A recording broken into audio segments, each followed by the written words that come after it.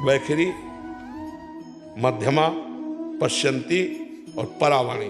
और जहां परा में मूलाधार केंद्र के पास से नाम स्फुरित हुआ, सिद्ध पुरुष हो गए।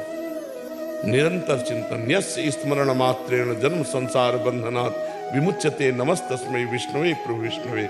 जिनका स्मरण मात्र संसार चक्र से देवर्षि नारद जी, सनकादि योगी, भगवान शिव, ब्रह्मादि, जिस क्षमता को प्राप्त है उसमें जीव तो जा ही नहीं सकता। उनकी क्षमता कोई जीव कर सकता है, लेकिन वो भी देखो सनकादि महायोगी हैं, हर समय 5 वर्ष के रहते हैं और क्या बोलते रहते हैं, हरि शरणम हरि शरणम हरि शरणम हरि शरणम। इतने बड़े महापुरुष, हरि शरणम हरि शरणम।